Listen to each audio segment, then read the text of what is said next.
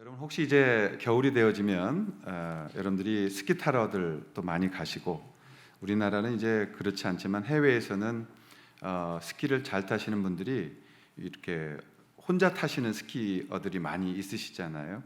그럴 때 만약에 아니면 여러분이 눈 덮인 산에 갔다가 행여나 눈사태를 만났다라고 한다면 제일 먼저 해야 될 것이 무엇인가라는 것입니다.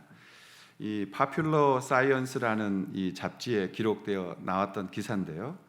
어느 날 눈사태로 이 죽은 희생자에 대한 기사가 실린 적이 있습니다. 그런데 이 눈사태를 맞이했어요. 그리고 이 눈사태를 맞이한 분을 구조하러 갔는데 이미 늦어서 이분이 돌아가셨다라는 겁니다. 그런데 안타까웠던 것은 이 눈이 덮쳐버린 그분이 필사적으로 살려고 눈을 파기 시작했는데, 안타깝게도 눈을 아랫방향으로 10m나 파고 그것으로 인해서 지쳐서 결국 추위에 동사로 돌아가셨다라는 거죠. 그러면서 이 파퓰러 사이언스는 만약에 우리가 눈에 덮인다면, 눈사태를 만난다면 어떻게 살아날 것인가, 제일 먼저 해야 될 행동이 무엇인가 라는 것을 이야기하고 있습니다. 눈에 덮이면 제일 먼저 해야 될 것이 무엇이냐면 침을 뱉는다라는 것입니다. 침을 뱉는다. 이해가 안 되시죠? 저도 처음에는 침을 뱉어? 라고 생각을 했습니다. 근데 침을 뱉는다는 게 뭐냐면, 이제 눈에 갇히게 되면 어둡고 방향을 잃어버리는 겁니다. 방향 감각을. 그러니까 사람은 딱 자기가 넘어졌었는데 이렇게 어쨌든 몸을 추스리는 즉시 본능적으로 앞이 위라고 생각을 하는 거예요. 그래서 거기를 파기 시작하면 이 파퓰러 사이언스에 나왔던 분처럼 밑으로 오히려 파고 내려갈 수가 있다는 겁니다. 그래서 눈에 덮이게 되면 정신을 차려진 순간 이것을 밀어내서 이제 공간을 만들겠죠. 사람이 어떻게든지 자기 공간을 만들면 제일 먼저 그 상태에서 침을 뱉으라는 겁니다. 왜냐하면 눈에 쌓였어도 중력의 법칙은 계속 적용하고 있기 때문에 침을 뱉으면 이것은 아래로 떨어진다는 거예요. 그래서 만약에 선타 상태에서 침을 뱉던데 이게 아래로 떨어지면 당연히 위쪽을 파면 되는 것이고, 이 침이 얼굴로 떨어졌다 그러면 자기 얼굴 방향을 파면 되는 거고, 침을 뱉었는데 이것이 왼쪽으로 떨어졌다 그러면 오른쪽으로 파서 탈출할 수 있다라는 것입니다. 자연재해에 위급한 상황에 대처하고 살아남는 방법이 있듯이, 우리가 신앙생활할 때 우리 지난주처럼 하나님이 나를 버리신 것처럼, 하나님이 나를 포기하신 것처럼 느껴질 때, 정말 막막하게 모든 것들이 막혀 있어서 어찌할 바를 모를 때, 그때 신앙에도 살아나는 방법이 있다라는 것입니다. 이런 신앙생활도 위급 상황 속에서 대처 방법이 있다는 것을 우리는 말씀을 통해서 배우게 되어지는 것입니다. 오늘 이제 요나서 2장을 보면 요나는 위급 상황에 처했습니다. 요나는 배에서 던져졌고 물고기 뱃속에 3일 밤낮을 머물렀다라고 성경은 기록하고 있습니다.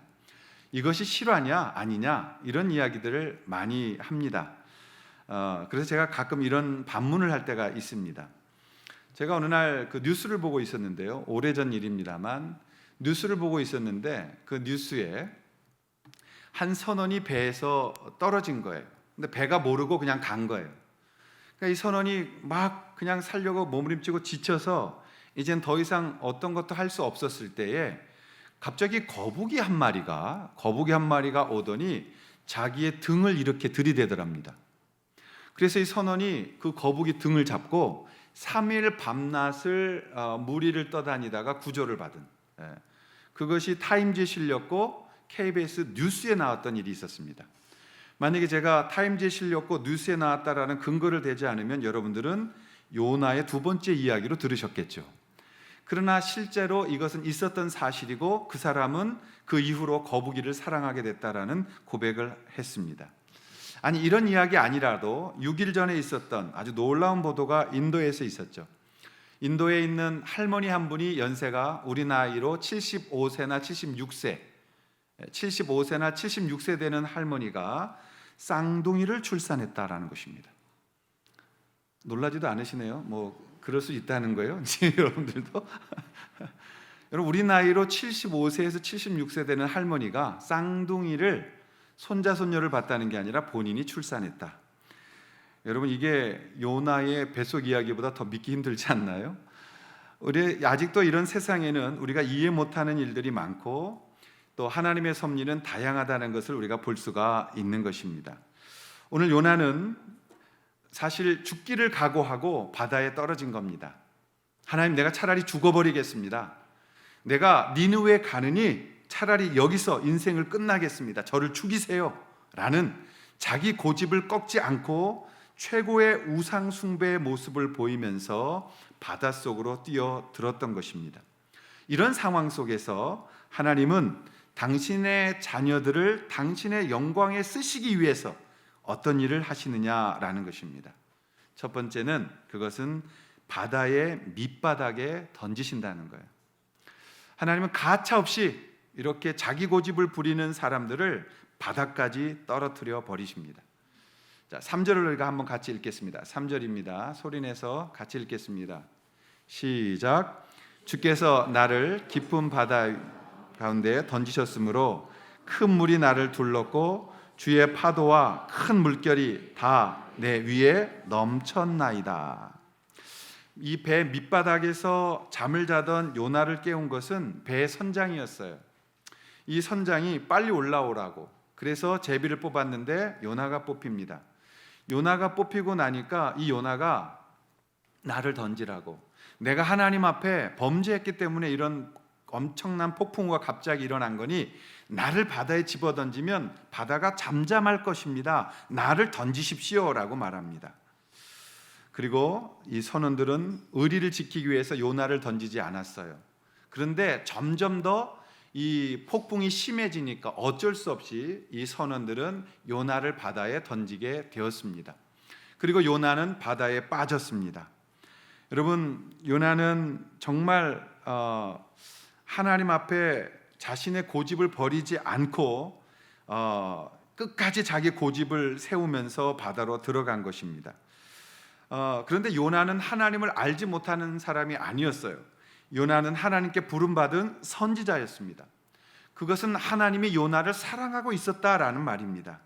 그런데 이대로는 하나님의 기대하시는 영광을 요나가 받아들이지 않고 또 하나님의 사명을 붙들고 니느웨로 가지 않고 하나님 앞에 순종하지 않고 하나님 앞에 나오지 않기 때문에 하나님은 정말 하나님께 쓰임받는 그 요나가 되게 하기 위해서 요나를 가장 낮은 밑바닥으로 던지셨다는 것입니다. 3절의 말씀에 주께서 나를 깊음 속 바다 가운데에 던지셨다라고 고백하게 되어져 있는 것입니다. 여러분, 하나님은 하나님의 자신의 자녀들을 교육시킵니다. 하나님은 우리를 훈련시키십니다. 하나님의 나라에 합당하게 만들기 위해서, 성숙하게 하기 위해서 하나님은 무섭게 강하게 교육을 시키시는 것입니다. 결코 허약한 사람이 용사로 쓰임받을 수 없기 때문에 그런 것입니다. 밑바닥을 찍어 보아야 정말 큰 일꾼이 되어 놀라운 일도 할 수 있기 때문에 그런 것입니다. 그래서 하나님의 큰 일을 할수록, 하나님의 큰 일을 맡길수록 하나님은 더 큰 밑바닥의 경험을 하게 하신다라는 것입니다. 요나는 자신이 선지자이고 또 하나님의 명령에 순종하지 않아서 배가 풍랑을 만났다, 그러니 나를 던지라라고 말하는 용감한 사람이었어요. 여러분, 그 풍랑 앞에서 나를 던지라, 이 물쪽으로 나를 죽이라고 말할 수 있는 사람이 얼마나 있겠습니까? 요나는 정말 용기도 있었고 호기가 있었던 그런 선지자였습니다. 그 말은 자기의 고집과 자기의 주장이 분명했던 사람이었다라는 겁니다. 죽어도 자기는 하나님께 순종 못하겠다는 거예요. 하나님, 나 죽어도 니느웨 못 가요. 차라리 여기서 제가 순교할게요. 제가 여기서 죽어버릴게요. 그게 나요, 주님. 이라는 자기의라는 우상을 무섭게 섬기고 있었던 것입니다. 오늘날 우리가 믿는 이 이즘이라는 것, 공산주의, 커뮤니즘, 이런 거 믿으면 못 빠져나오는 이즘도 무섭지만 그 밑바닥에 깔려있는 것은 뭐냐면 자기 확신입니다.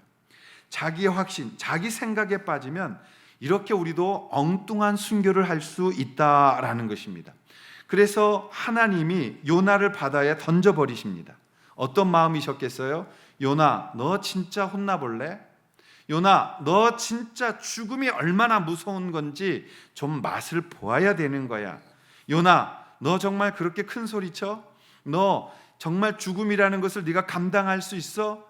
요나, 너 아직 배부르구나. 요나, 너 아직도 진짜 무서운 걸 모르는구나. 너 더 혼나봐. 그리고 요나를 던져버리는 거예요. 그럼 요나가 죽을까요? 아니요. 사랑하시는 여러분, 하나님은 절대 하나님의 뜻이 있는 사람들을 그렇게 쉽게 죽이지 않습니다. 하나님은 훈련시키는 거예요. 그래서 하나님이 우리를 넣었다 뺐다, 다시 그래도 고집 안 버리면 다시 넣었다가 다시 끌어올렸다가, 요나 정신 차렸니? 아니요, 죽이세요. 너 더 들어가. 더 넣었다가, 그리고 다시 빼서 요나 어때? 난 니느웨 못 가. 꼬르륵 다시 넣었다가, 이 반복을 계속 하시고 마침내 요나에게서 이 고백을 하는 거예요. 하나님께서 나를 깊음 속 바닷 가운데 던지십니다. 당신이 나를 그렇게 던지십니다 라는 이 고백을 받아내시는 겁니다. 여러분, 정말 진짜 힘들면 죽겠다고 생각하는 것도 사칠 때가 있어요. 우리 주변에 할머니 할아버님들 혼자면 나 지금 벌써 이 세상 끝났을 거야. 근데 나에게 맡겨진 저 어린 손자 손녀 나 없으면 안 돼. 난 죽으면 안 돼. 내가 죽으면 편하지만 난 저 아이들 끝까지 내가 책임져야 해. 나는 저 사람 때문에 살아야 돼 라는 그런 고백 우리 주변에서 수없이 많이 봅니다. 어떤 사람에게는 요나와 같이 죽겠다고 생각하는 것도 사칠 때가 있다는 것을 요나가 알아야 했습니다. 정신없이 이리저리 뛰면서 죽을 시간이 없도록 하나님 하실 때가 있습니다. 또는 완전히 죽음의 고통을 맛보게 하시고 정말 죽음을 두려워하게 만드실 때가 있습니다. 죽음은 너무 무서운 거다. 죽음 난 당하고 싶지 않아. 난 지옥 가고 싶지 않아. 하나님 없는 곳에 가고 싶지 않아. 그 공포의 시간을 우리에게 허락하실 때도 있습니다. 하나님은 요나를 죽이지 않으셨습니다. 사명자는 결탄코 고난은 있으나 쉽게 죽지는 않는 것입니다. 요나의 바람은 차라리 죽으면 끝이다, 차라리 이 죽음으로 끝내자, 이런 마음이었겠지만 하나님은 요나를 위하여 물고기를 예비하셨습니다. 그리고 그 큰 고래는 요나가 진실로 하나님을 찾게 만드는 훈련의 장소로, 세팅되어진 장소로 만드셨던 것입니다. 사랑하시는 여러분, 우리는 하나님을 나의 삶의 끝자락에서 만납니다. 이 말이 무슨 뜻입니까? 나의 고집이 나를 지배하는 그 끝자락에서 나는 그 주님을 보게 된다라는 가사가 있는 것처럼, 나를 정말 포기하고 주님께 온전히 항복하게 되어질 때에 그곳에서 하나님의 사랑을 보게 된다는 것입니다. 세상 살면서 자신의 꿈이 깨어지고 절망 앞에 서보지 않는 사람이 누가 있겠습니까? 하나님, 난 이걸 원하지 않았습니다. 왜 이러세요? 하나님, 정말 왜 이렇게 고통스럽게 하세요? 하나님 살아 계신 거예요? 라는 우리의 꿈이 깨지는 순간 우리에게 의심의 구름은 순식간에 몰려옵니다. 하나님 정말 살아 계신가요? 하나님은 정말 나를 도우시는 분이신가요? 하나님 앞으로 어떻게 해야 된단 말이에요? 정말 다 모든 것 잊고 그냥 죽어버리고 싶다. 이러한 하나님의 훈련의 과정을 우리는 지나가야 한다는 것입니다. 그런 훈련의 과정, 요나는 죽지도 않고 정말 미칠 것 같은 물고기 뱃속의 고통 속에서 무엇을 할 수 있었을까요? 두 번째로, 그것은 여호와 하나님께 부르짖게 하셨다는 것입니다. 요나는 물고기 뱃속에서 할 수 있는 게 하나밖에 없었어요. 자, 2절의 말씀인데요, 우리가 한번 같이 읽겠습니다. 시작. 이르되 내가 받는 고난으로 말미암아 여호와께 불러 아뢰었더니 내가 스올의 뱃속에서 부르짖었더니 주께서 내 음성을 들으셨나이다. 요나는 물고기 뱃속이라는 고통의 밑바닥에 들어가서 훈련되고야 하나님을 찾게 되어진 것입니다. 여러분, 본문의 스올의 뱃속, 스올이라는 것은 지옥이라는 뜻도 가지고 있고 가장 맨 바닥을 뜻할 때 스올이라고 말합니다. 스올이라는 것은 고통의 맨 밑바닥이라는 것을 말하고 있는 것입니다. 인간의 가장 고통스러운 장소를 스올이라고 표현합니다. 여러분, 가장 밑바닥의 장소에서 하나님 앞에 항복하고 자기가 고집벗고 하나님의 이름만을 부르며 그분의 도움을 구하고 있는 요나를 우리가 만나보게 되어지는 것입니다. 우리가 여러분 가장 힘들 때, 가장 어려울 때, 가장 고통받을 때 하나님께 구원받은 하나님의 자녀들은 하나님의 이름을 부를 수밖에 없어요. 우리가 정말 힘들 때 하나님 앞에 나와서 부르짖어야 되는 게 마땅한 겁니다. 우리가 죽음 앞에 있을 때 살려달라고 외치는 것이 당연히 마땅한 것입니다. 그런데 그때에도 외치지 않는 사람들이 있어요. 왜일까요? 우리가 이 죽음 앞에서도, 이 고통의 밑바닥에서도 우리는 왜 부르짖지 않을까요? 이유는 간단한 거죠. 급박함이 없기 때문에 그런 거예요. 아직 덜 죽었기 때문에 그런 거예요. 그냥 물러서서 죽으면 그만이다라는 이 형태의 삶의 의욕을 못 가지는 게 문제인 거예요. 그냥 죽으면 그만이야. 오늘날 우리 젊은이들 가운데, 어린아이들 가운데 이런 것들 굉장히 많이 봅니다. 무기력함이죠. 무기력함. 삶의 의욕이 없어요. 여러분, 6.25 전쟁 때나 우리 어르신들 고통의 시간, 가난의 시간, 정말 먹을 게 없어서 굶주렸던 그 배고픈 시간에 누가 자살을 합니까? 거의 자살하지 않아요. 살아야 된다. 살아야 된다. 정말 밀림 속에서 살아나온 사람들 보면 살아야 된다라는 그 절박함 가지고 그 못 먹던 음식도 잡아 먹으면서 살아남는 것 아니에요? 오늘날은 절박함이 없다는 세대예요. 오늘날 왜 절박함이 없을까를 고민해 보십시오. 풍요롭기 때문이에요. 하나님 없어도 찾을 게 너무 많은 시대에 우리가 살아가고 있는 거예요. 하나님이 우리를 절박하게 물고기 뱃속에 집어넣는데도 우리는 여전히 그 속에서 TV 바라볼 수 있고, 우리는 여전히 핸드폰 붙들고 있을 수 있고, 우리는 여전히 다른 거 할 수 있다라는 거예요.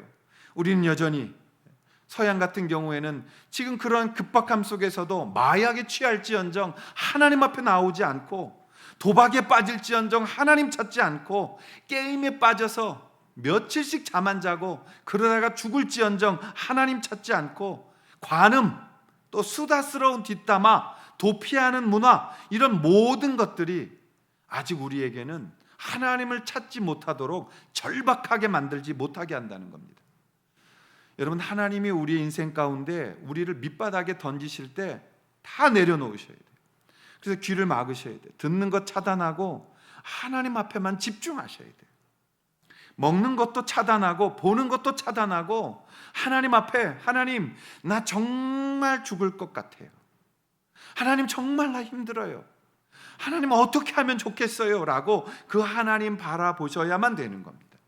그런 바닷속 물고기 뱃속의 시간이 우리로 하여금 하나님의 새로운 출발점을 경험하게 하는 겁니다. 사랑하신 여러분, 요나의 새로운 출발점은 단지 밑바닥을 경험했기 때문이 아니라 그 밑바닥에서 하나님께 부르짖을 수 있었기 때문임을 잊지 말아야 된다는 거예요. 우리가 단지 고생하기 때문에 이제 고생 왔으니 잘 살겠다, 그런 것은 하나님이 지금 이 요나를 훈련시키시는 방법이 아닌 거죠. 우리가 그 밑바닥이라고 생각할 때 하나님 앞에 요나의 마음으로 나아가서 그곳에 엎드리고 그분 앞에 기도할 수 있어야 된다는 것입니다.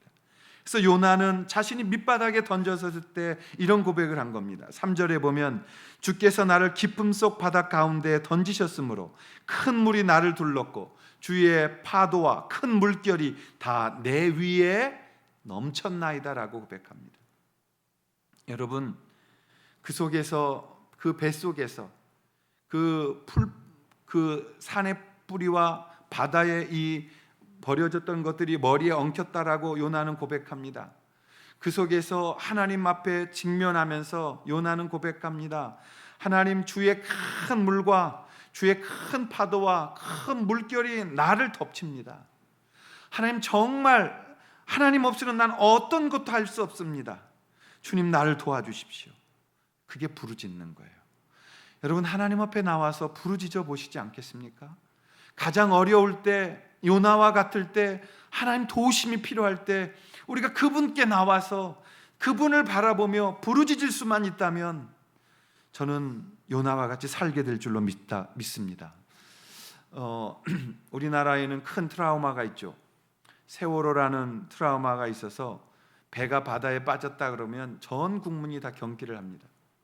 저도 사실 세월호 때 그 기사를 읽으면서 너무 막 이게 이렇게 저 안에 들어와서 같이 느껴져서 너무 힘들었던 때가 있었어요. 한 기사는 그 쌍둥이였다 그래요. 그 나중에 기사를 보니까 두 남매가 물이 차올라오니까 손을 같이 묶고 같이 죽은 거죠. 어땠을까? 그 찬바다에서. 그래서 사실 찬물에 샤워를 하다가 가끔 이렇게 눈을 감으면 그 공포가 제게 밀려와서 샤워를 못했던 적도 있어요. 이번에도 이 미국 조지아주 항구에서 현대 이 글로비스 소속 화물선이었던 골드레이호가 또 옆으로 들어 누웠잖아요. 그걸 보니까 그냥 가슴이 철렁하고 저 속에 갇힌 사람들 어떤 마음일까라는 생각이 들더라고요.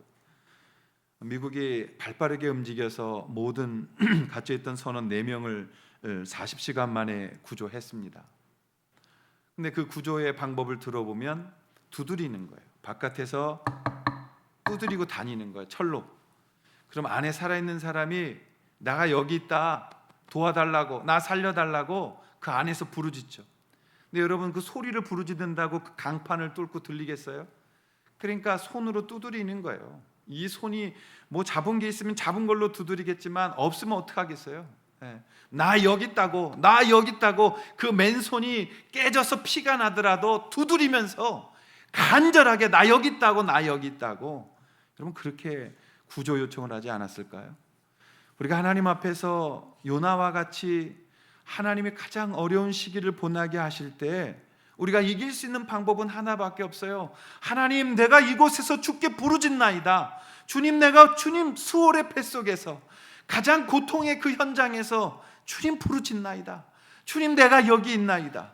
주님, 나를 아시잖아요. 주님이 나의 어려운 상황 허락하셔서 내가 지금 이 고통 가운데 있나이다. 주님, 내가 주님 만나기를 원합니다. 주님, 내가 주님 보기를 원하나이다. 그럼 그 고백을 하면 어떤 결과가 생겨요? 4절입니다. 4절에 보시면 내가 말하기를 내가 주의 목전에서 쫓겨났을지라도 나는 다시 주의 성전을 바라보겠나이다 하였나이다. 요나가 하나님 앞에서 다시 두드리고 다시 하나님 앞에 부르짖었을 때 요나의 고백입니다. 내가 다시 주의 성전을 바라보겠나이다라는 고백을 하게 되는 겁니다. 주님, 내가 다시 주님 바라보기를 원합니다. 주님, 내가 주님 앞에 다시 하나님 앞에 나아가기를 원합니다. 그동안 제가 너무 배부른 행동했습니다. 그동안 제가 너무 철없는 행동했습니다. 하나님 알지 못하고 하나님 마음 알지 못하고 제가 내 고집대로 했습니다. 내가 다시 주의 성전을 바라보겠나이다. 주님, 나를 도와주십시오라고 말합니다. 그때 고백이 뭐예요? 8절에 보시면 거짓되고 헛된 것을 숭상하는 모든 자는 자기에게 베푸신 은혜를 버려 싸우나라고 말합니다. 하나님, 제가 왜 그랬는지 알았습니다. 내가 왜 하나님의 은혜를 버렸는지 알았습니다. 그것은 바로 내 고집, 나의 의, 나의 자랑, 내가 가지고 붙들고 언제나 의지하고 있는 그것이 나의 드라빔이며 나의 에봇이었으며 그것이 내 속에 들어있는 우상이었으며 내가 여호와 이름을 부르면서도 필요할 때마다 꺼내들었던 나의 신이었던 것을 고백합니다. 그것이 1장 5절에 뭐라고 말했습니까? 각각의 자기신. 우리가 그 각각의 자기신, 나의 고집, 나의 우상, 그 각자의 신을 붙들고 하나님을 부리지 아니하고 하나님의 은혜를 버렸기 때문이라는 고백을 오늘 요나가 지금 하고 있는 것입니다. 하나님의 은혜, 하나님의 은혜, 그 하나님의 은혜, 그것을 우리가 잃어버리면 우리에게 남는 것은 나의 의, 나의 자랑, 자기 생각, 자기 고집, 자기의 우상, 그것만이 남는다라는 거예요. 우리의 마음은, 우리의 고백은 마음의 시소와 같습니다. 하나님의 은혜가 내 안에 차 올라올수록 우리는 자기 고집이라는 것을 버릴 수가 있습니다. 생각하지 않을 수 있어요. 의지하지 않을 수 있어요.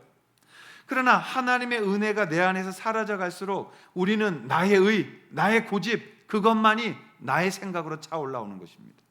그래서 내가 무엇을 해야만 되는 것처럼, 내가 하나님보다 섬기고 있는 그 우상을 붙들고 내가 더 강력하게 나아가려는 그런 어떤 시도를 하게 되어진다는 것입니다. 오늘 우리가 하나님을 부르짖는다면 하나님은 어떤 일을 그럼 하실까요? 세 번째, 마지막, 그것은 감사와 사명이 회복되어진다는 것입니다. 감사와 사명이 우리 가운데 회복되어진다. 자, 우리가 9절인데요, 한번 큰 소리로 한번 같이 읽겠습니다. 시작. 나는 감사하는 목소리로 주께 제사를 드리며 나의 서원을 주께 갚겠나이다. 구원은 여호와께 속하였나이다 하니라. 우리가 하나님을 부르짖는 사람들에게 주님이 주시는 은혜는 바로 감사입니다. 우리가 하나님의 은혜에 떠나 있다라는 증거가 뭐냐면 입에서 감사가 없는 겁니다. 오늘 요나는 하나님의 회복을 받으면서 그 안에 감사하는 목소리로 주께 제사를 드리겠습니다 라는 고백을 합니다. 요나가 그 물고기의 뱃속에서 선지자답게 시편에 있는 기도를 많이 합니다. 많이 인용을 해요. 이 고백도 시편 50편 23절 아삽의 시를 인용한 거죠. 감사로 제사를 드리는 자가 나를 영화롭게 하나니 그의 행위를 옳게 하는 자에게 내가 하나님의 구원을 보이리라. 여러분, 우리가 감사로 하나님 앞에 제사 드리고 있는가? 우리가 감사로 하나님 앞에 예배하고 있는가? 우리가 감사로 주님 앞에 서 있는가? 우리를 돌아볼 필요가 있는 것입니다. 감사는 모든 삶의 질서가 바로 잡힌 사람들이 취하는 바른 고백이라고 성경은 가르치고 있습니다. 요나는 감사의 목소리로 주께 제사를 드리겠다라고 말합니다. 그러면서 회복의 열매를 맺습니다. 그 감사가 살아난 사람들에게 사명이 다시 주어지기 시작합니다. 하나님의 은혜에 감사가 살아나는 사람들에게 하나님은 이제 내가 무엇을 해야 되는지를 보이기 시작하는 겁니다. 다시 8절에 보시면 뭐라고 되어 있습니까? 나는 감사하는 목소리로 주께 제사를 드리며 나의 서원을 주께 갚겠나이다.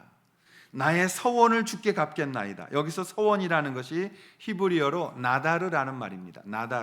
나다르라는 말이 무슨 뜻이냐면 어떤 일을 하기로 약속한다라는 것입니다. 이것이 사명입니다. 하나님이 우리를 다시 은혜 가운데 부르셔서 구원하셨을 때에 우리 마음속에 다시 한번 하나님 앞에 이런 고백하게 됩니다. 주님, 내가 이곳에서 살아나가면 이거 하고 싶습니다. 하나님, 내가 이거 꼭 하겠습니다.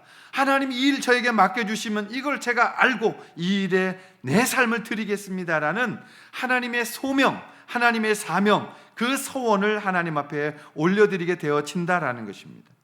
사랑하시는 여러분, 우리가 회복될 때 그 사명은 다시 시작되는 것입니다. 사명이란 이젠 인생을 내가 살고 싶은 대로 내 마음대로 살지 않기로 마음을 내려놓는 것을 사명이라고 말하는 것입니다. 하나님이 기뻐하시는 삶이 진실로 내 기쁨이 되는 진정한 기쁨을 맛보는 삶으로 나아가는 것입니다. 고통의 밤을 경험하신 분들이 계실 겁니다. 아니, 어떤 분들은 지금 고통의 밤을 보내고 있는 분들도 계실 겁니다. 그러나 우리 그리스도인들은 누구나 이 과정을 만날 수가 있습니다. 그때 요나처럼 자신의 고집을 하나님과 겨루기로 사용하지 마십시오. 바로 엎드리십시오. 하나님께 부르짖으십시오. 그리고 하나님을 찾으십시오. 그리고 그 하나님의 회복과 그 회복을 통한 감사와 사명이 다 내 안에서 다시 소생되어지는 경험들이 있으시기를 축원합니다. 하나님께서 우리 가운데 이 일을 하실 거예요. 그러나 여러분, 이 고통은 열매가 아닙니다. 이 고통은 예수님의 말씀으로 비유하자면 바로 나무 이파리입니다. 하나님은 고통을 목적으로 고통 주시는 것이 아니라 그 고통의 밤을 지나고 그 사람은 이제 하나님이 맡겨주신 그 사명을 향해 나아가 열매를 맺어야 되는 것입니다. 마치 요나가 하나님 앞에 이 은혜를 다시 회복하고 니느웨로 돌아가 복음을 외쳤던 것처럼 우리는 우리의 체험이 열매가 아니라 그 하나님 앞에 가셔 그 일을 사명을 완성할 때에 우리가 열매를 맺게 되어지는 것이죠. 제가 오늘 설교를 마무리하면서 한 분을 좀 자랑하고 싶고 여러분에게 소개하고 싶습니다. 저와 함께 우리 교회를 처음 개척하셨던 분 중에 한 장로님이 계셨습니다. 이 장로님은 여의도 순복음교회 그 장로의 번호로 쳤을 때 50인 안에 든다고 제가 들었습니다. 그러면서 이 백인회 모일 때 거기도 참석을 하신다는 이야기를 들었어요. 그분이 이제 뭐 이사를 통해서 교회를 옮기시게 됐고, 제가 섬기고 있던 지구촌께 오시게 되어졌습니다. 그래서 그 큰 첫째 딸과 아들이 있었는데, 딸을 이제 주례를 서서 아주 아름다운 가정을 꾸미고 아들과 딸을 낳고 정말 잘 살고 있고, 그때도 잘 사는 이제 모습을 가지고 있었습니다. 그리고 이제 둘째 아들을 장가 드려야 될 때가 되어졌었어요. 그랬는데 이렇게 조금 이렇게 뭐 여러 가지 이유로 인해서 좀 불편함들이 또 마음에 있으셨던 고백도 하시더라고요. 그럼에도 불구하고 제게 주례를 부탁했기 때문에 제가 가서 주례를 섰습니다. 토요일 날 아주 아름다운 예식이었어요. 신랑과 신부가 서로의 그 삶을 약속하고 또 많은 친구들이 와서 축복 속에 축가를 부르고, 그리고 결혼식이 잘 마치고 잘 다녀오라고 인사를 하고 이제 주일을 보내고 화요일 아침이었습니다. 화요일 아침이 되었는데 갑자기 뜬구름없이 전화가 오더니만 목사님 그래요. 무슨 일입니까? 왜 그래요? 그랬더니 청년 한 명이 전화를 해서는 그 아무개가 그 신혼여행지에서 죽었다는 거예요. 아니, 청천벽력도 분수가 있는 거지. 어떻게 토요일 날 주례를 서서 잘 떠났던 그 친구들이 그 신혼여행지에 가서 이런 변을 당할 수 있단 말이에요. 너무 사실 놀랍고 뭐 살도 떨리고 그래서 그 장로님 댁으로 급히 찾아갔어요. 어떤 여러 이야기를 해주셨는데 그 좋은 몰디브라는 아름다운 곳에 가서 그 해변에 이렇게 안전한 그 풀장에서 익사를 했다는 거예요. 도대체 있을 수도 없고 믿어지지 않아서 제가 이동호 목사님께 보고를 하고 다녀오겠다고 허락을 받고 이제 가겠다고 하니까 장로님 당연히 가셔야 된다고 나서시고, 그분의 사돈 되셨던 장로님도 함께 셋이 그곳을 갔습니다. 뭐 정신이 없었어요. 믿어지지 않았고 받아들일 수가 없더라고요. 비행기 안에서 계속 하나님이 너무 원망스러웠어요. 하나님 어떻게 이럴 수가 있냐고.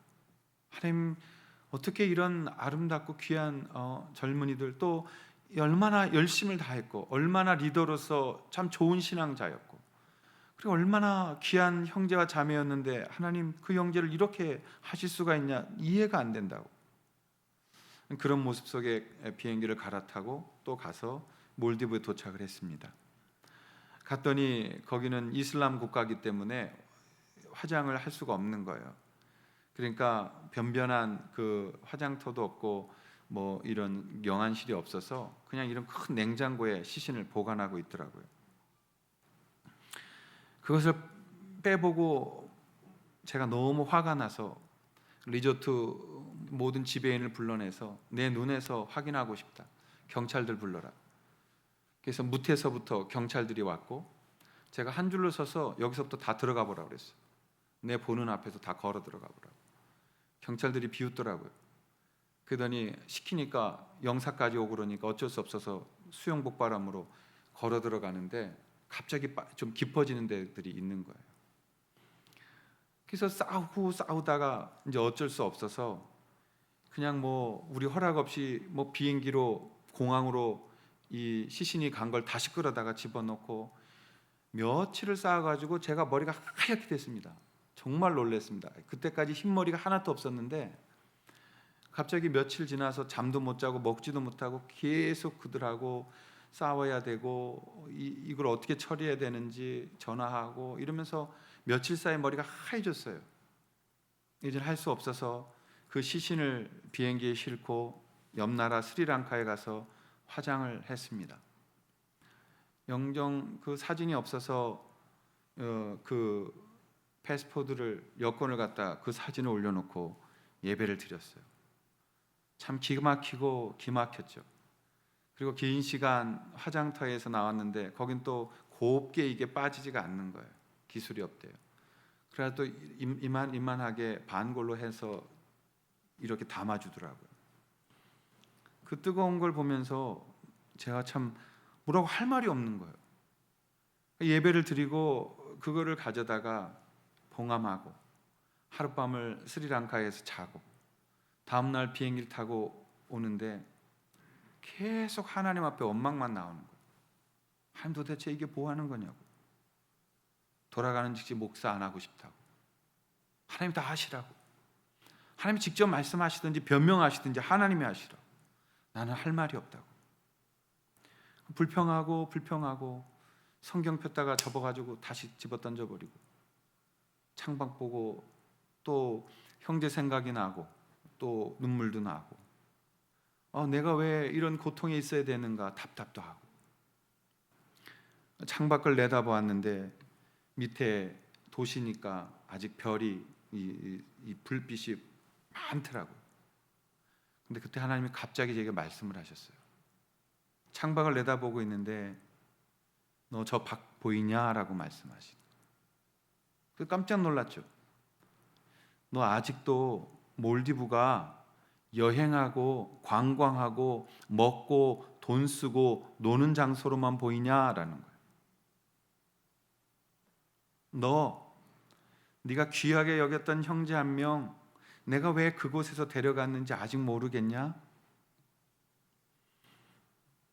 인구의 99%가 무슬림인 이 땅에 저들이 죽어가고 있는데 너희들은 왜 내 마음은 알지 못하고 몰디브가 다 관광지며 놀고 먹는 곳으로만 보이냐? 내가 그래서 가장 사랑하는 이 아들 그곳에 심은 거야. 이젠 너희들이 이 몰디브란 땅을 관광지고 와서 놀고만 가는 땅으로 보지 말고 끌어안고 기도하면 안 될까? 99%의 무슬림이 있는 이 땅이 선교지로 보이면 안 될까? 그 부담을 제게 주셨어요. 그래서 펜을 들어서 거기서 썼어요. 그리고 한국에 도착했습니다. 기다리던 형제들이 버스를 대절해서 다 함께 타고 수목장을 하자고 해서 파주에 있는 곳으로 올라가서 그 사돈이 가지고 계신 땅 아래에 있는 나무에 수목장으로 장을 지냈습니다. 어이없어하고 망연자실한 그 부모님들과 우리 형제들 앞에서 자매들 앞에서 제가 이 설교를 했어요. 하나님의 뜻을 모르겠지만 하나님은 오늘 그 몰디브에 사랑하는 이 형제를 심으셨습니다. 그리고 제게 큰 부담을 주시며 말씀하셨습니다. 이제 몰디브는 관광지가 아닌 선교지의 땅으로 보아야 한다고 말입니다. 저는 감히 여러분에게 도전하고 싶습니다. 우리 같이 몰디브를 위해 기도합시다. 그리고 그곳에 생각이 날 때마다 이 형제가 보고 싶을 때마다 지금도 그 땅에 죽어가고 있는 몰디브의 사람들을 위해 기도하십시다. 수목장을 했기 때문에 뼈 조각 하나하나를 제 손으로 들어서 형제와 자매들에게 주었어요. 그들이 그 뼈를 나무 아래 놓으면서 다 같이 그 기도를 같이 했어요. 그리고 며칠이 지나고 그 장로님을 다시 만났어요. 그리고 제가 그런 강권함으로 말씀드렸어요. 장로님, 몰디브로 선교사로 가십시오. 그때 장로님께서 목사님 솔직히 고백할 게 있습니다. 뭔데요? 제가 사실 지금까지 순복음 신학을 해왔습니다. 그리고 한 학기 남았는데 내가 이거 하지 않기 위해서 그동안 많은 시간 그냥 버텨왔습니다. 그런데 이제 가서 이거 마치겠습니다. 그리고 주의를 위해서 순종하겠습니다. 그분은 순복음 신학교를 마쳤고 그 교단에서 목사 안수를 받으셨어요. 그리고 이런 지역교회를 하는 것이 아니라 저랑 같이 그때부터 선교지를 다니면서 선교를 하셨어요. 그리고 어느 날인가 제게 오셔서 제가 해야 될 일을 저는 압니다. 오래전부터 제게 주신 하나님의 꿈이며 비전이었습니다. 뭔데요? 전투경찰들이라고 있습니다. 전투 경찰들은 급박하게 출발하거나 현장에 가 있어야 되기 때문에 두꺼운 그 옷을 입고 여름에 버스 안에서 대기를 해야 합니다. 근데 이게 엄청 덥고 힘든 거예요. 대기를 하고 있으니까 주일날도 예배를 못 드리는 거예요. 그래서 이 장로님은 목사님이 되셔서 그런 버스 안에 올라가서 젊은이들에게, 아들 같은 그들에게 복음을 전하기 시작하셨어요. 그리고 그 속에서 콜링을 통해서 한 영혼 한 영혼들을 불러내시고 한 영혼 한 영혼들을 예수 그리스도로 영접하고 예수님 믿는 데 인생을 들이시는 삶을 살고 계신 겁니다. 저는 하나님께서 우리에게 감사가 넘칠 때 오히려 고통과 눈물이 감사가 되어지면 그 속에서 하나님의 사명의 삶이 생겨나게 되는 줄 믿습니다. 그 장로님, 그 목사님 내에는 지금 행복하세요. 왜냐하면 이제 주님 앞에 주님 뵐 면이 생겼다고. 아들 만났을 때 너 때문에 내가 다시 하나님 앞에 이렇게 열심을 내게 됐고, 아들 너로 인하여 내가 선교할 수 있게 됐고, 아들 너로 인하여 너와 같은 젊은이들에게 사람들이 가지 않는 그곳에 나는 가서 복음 전하는 자가 됐다라고 말입니다. 장로님은 천국 소망이 분명히 있어서 너무 좋다라는 말씀을 하셨어요. 사랑하신 여러분, 어떤 고통의 시간을 만나도, 밑바닥을 만나도 그것이 주님이 알고 계시고 허락하신 것이라면 우리에게는 다시 회복되며 치유되고 감사하게 하실 것을 오늘 우리가 믿을 수 있기를 바랍니다. 그리고 요나와 같은 기도를 주님 앞에 고백하게 될 때 우리는 다시 주님의 그 비전을 붙들고 주님의 그 사명을 붙들고 언제 부르시더라도 당당하게 주님 만날 수 있는 그런 믿음으로 이 땅을 승리하게 될 것입니다. 기대하기는 부르짖을 수 있으시고 그 속에서 회복되며 감사로 사명으로 소명을 붙들고 하나님 앞에 서셔서 우리의 인생을 정말 참 평안과 참 희망과 참 행복함으로 살아갈 수 있는 그런 사랑하는 모든 우리의 성도들과 제가 되기를 주의 이름으로 축원합니다.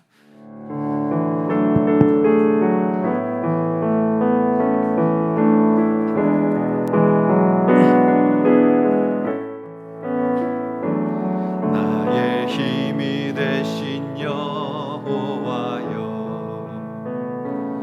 내가 주님을 사랑합니다. 주는 나의 반석이시며 나의 요새시라. 주는 나를 던지시는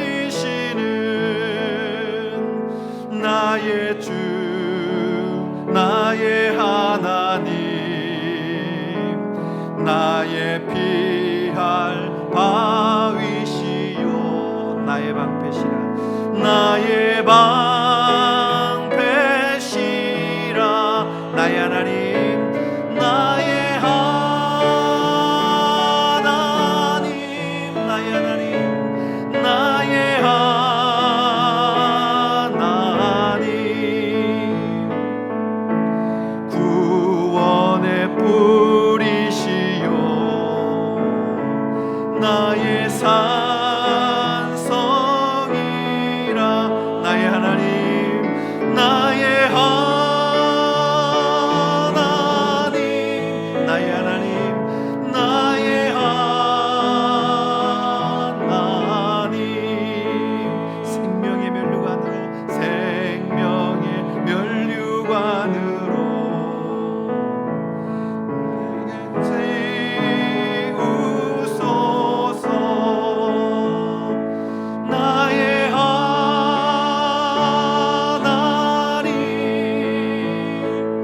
나의 하나님,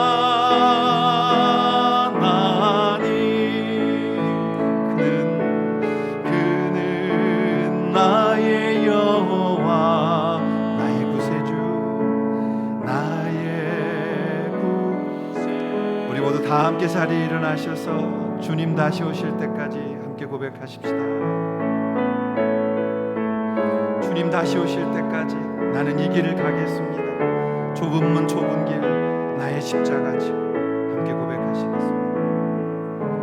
주님 다시 오실 때까지 나는 이 길을 가리라. 좁은 문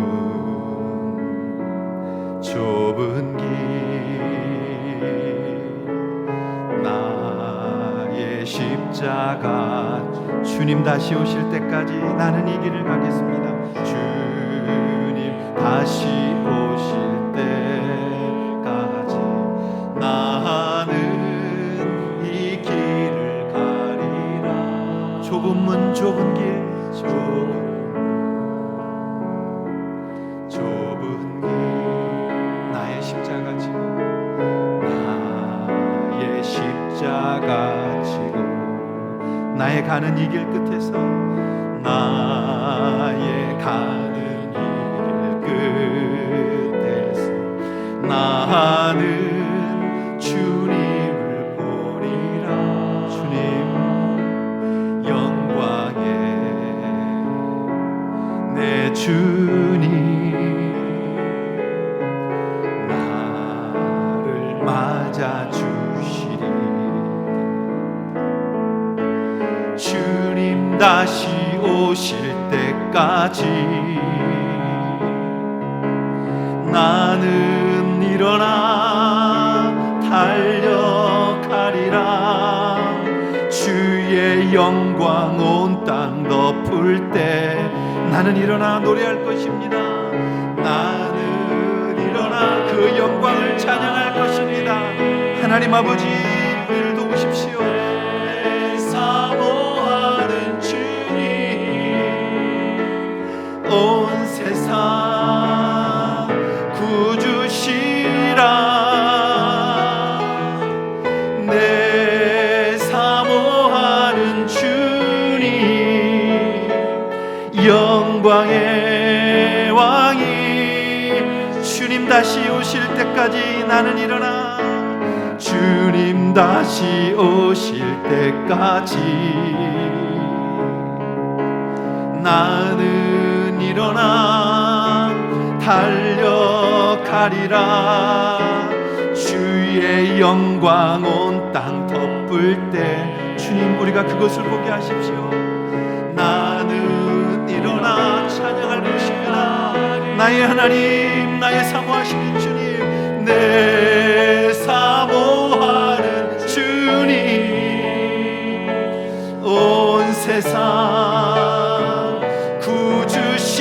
구주시라. 내 사모하는 주님 내 사모하는 주님 영광의 왕이. 우리 시간에 한번 같이 기도하시겠습니다. 하나님 아버지 예수님만이 답이십니다. 예수님만이 해결자이십니다. 주님 우리를 너무나도 잘 아시는 주님, 지금 너무나 잘 아시고 사랑하시면서도 우리 가운데 허락하시는 이 고통은 분명 뜻이 있는 줄로 믿습니다. 그렇기 때문에 우리는 이겨야 하고 또 승리해야만 합니다. 하나님 일어서 결학하여 주시옵소서. 다시 용기 내어 걷게 하여 주시옵소서. 다시 일어나 하나님 붙들고 나아갈 수 있도록 인도하여 주시옵소서. 새 힘을 주시옵소서. 오늘도 드려진 물질을 축복하시고 드린 손길을 축복하시고 또 드린 자들을 복되게 하시며 마음껏 드리고 싶지만 드릴 수 없어 그 마음 드리는 성도들의 그 마음도 받아주시고 하나님 앞에 우리를 온전히 드리게 하여 주시옵소서.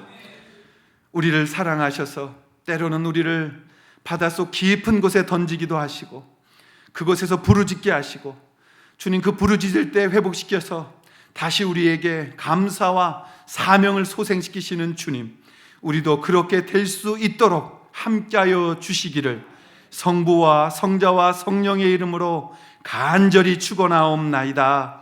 아멘.